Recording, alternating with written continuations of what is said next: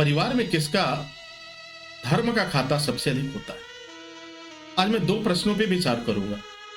परिवार में सबसे ज्यादा धन किसके पास है? दूसरा प्रश्न, परिवार में सबसे ज्यादा पुण्य किसके पास है?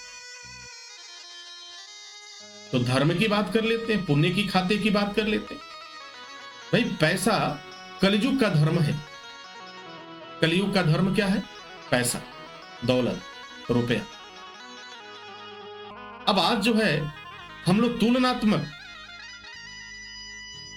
इसका विश्लेषण करेंगे कि धन का महत्व क्या है और धर्म के खाते का महत्व क्या है।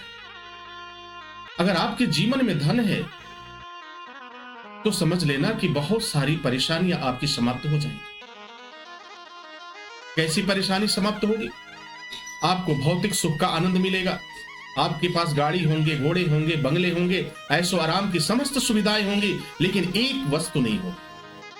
वो वास्तविक खुशी नहीं होगी, वह वास्तविक आनंद नहीं होगा, वह प्रेम नहीं होगा, वह करुणा का भाव नहीं होगा, वह दया का भाव नहीं होगा। क्योंकि कलयुग का प्रभाव है महाराज। और धन पवित्र कब होता है? धन पवित्र दान देने से होता है। भजन करने से मन पवित्र होता है और दान देने से धन पवित्र होता है। तो आपके पास जो भी धन है, जो भी संपदा है, अब वो पवित्र अवस्था में है या अपवित्र अवस्था में है, ये तो आप स्वयं जान सकते हैं महाराज, दूसरा कोई नहीं जान सकता।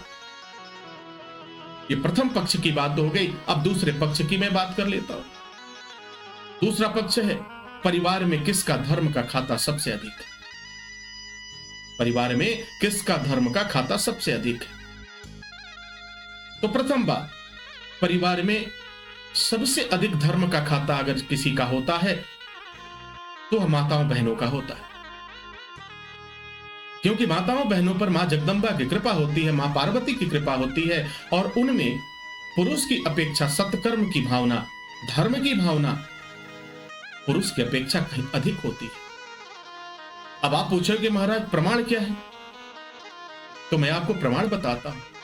कहा भी गया है कि प्रत्यक्षम किम प्रमाणम। जो प्रत्यक्ष दिख रहा हो, आपको भी दिख रहा है, समस्त संसार को दिख रहा है। तो यदि प्रमाण आपको दिख रहा है महाराज, तो फिर मन में लेस मात्र शंका नहीं, मैं वह प्रमाण देता हूं। अब जहां भी श्रीमद् भागवत कथा हो रही हो, जहां भी शिव महापुराण की कथा चल रही हो, राम कथा चल रहा हो, सत्संग चल रहा हो, श्रीमद् देवी भागवत की कथा चल रही हो, हनुमान कथा चल रहा हो, शिव चर्चा चल रहा हो, आप वहां चले जाए। आपको कुछ और करने की आवश्यकता नहीं, बस वहां चले जाओ और जा करके देखो कि वहां पुरुष वर्ग की संख्या अधिक है या महिला वर्ग की संख्या अधिक है। यदि पुरुष वर्ग की संख्या अधिक है तो समझ लो कि धार्मिक पक्ष, धर्म का पक्ष किधर है? पुरुष वर्ग की तरफ। लेकिन अगर माताओं बहनों की संख्या ज्यादा है तो धर्म का पक्ष किसके तरफ है? माताओं बहनों के प्रति। लेकिन मैं आपको उत्तर बताता हूं। आप जिस भी कथा में जाएंगे, जिस भी सत्कर्म वाले सभा में आप जाएंगे, वहां माताओं बहनों की संख्या अधिक मिलेगी। क्यों मिलेगी? क्योंकि जो भी माताएं बहनें होती हैं उनमें करुणा का भाव होता है, दया का भाव होता है,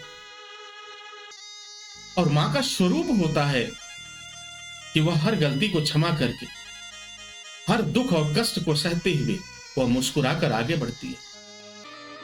तो धर्म की मर्यादा की डोर अगर किसके हाथ में? तो माताओं बहनों के हाथ में। अब प्रश्न तो सीधा है और उत्तर भी सीधा है। आपके परिवार में धर्म का खाता अगर किसी का सबसे अधिक है तो वह किसका है? महिलाओं का है।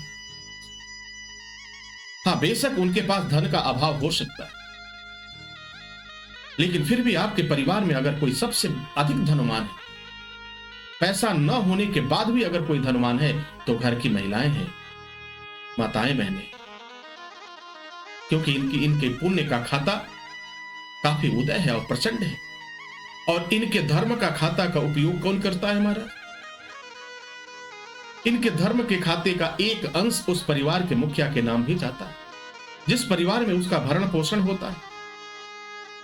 तो अगर कभी मुसीबत आती है कभी जीवन में विकट परिस्थितियां आ जाए तो कभी कभी माताओं बहनों की बात को भी मान लेना चाहिए। ऐसा नहीं है कि हमेशा आपकी नजरों में कुछ ऐसे लोग हैं जिनकी नजरों में यह बात बनी हुई है कि महिलाएं बात नहीं मानती। ऐसा कदापि नहीं। कभी कभी तो देखा जाता है कि महिलाओं की हर एक बात सत्य होती है, शाश्वत होती है, और परम पिता परमेश्वर ने एक ऐसी सोच, एक ऐसी समझ दी है माताओं बहनों को कि अच्छे और बुरे की पहचान उनसे बेहतर कोई नहीं कर सकता। अगर एक पुरुष व्यक्ति को कहो, एक पुरुष व्यक्ति को कहो कि वह पहचान करे, वह समझ, तो शायद वह समझ नहीं सकता। लेकिन एक महिला की अगर हम बात करें तो अच्छे और बुरे को वो बहुत अच्छे तरीके से समझ सकती है।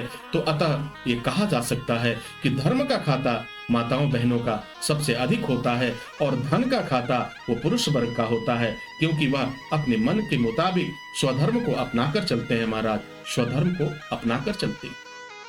और जहां स्वधर्म को अपनाया जाएगा वहां अहंकार होगा, वहां घमंड होगा।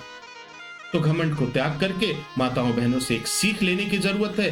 धर्म की बात को समझने की आवश्यकता है, सत्कर्म समझने की आवश्यकता है, अन्यथा यह जीवन दुख से तो भरा है और फिर आगे भी भरता ही जाएगा।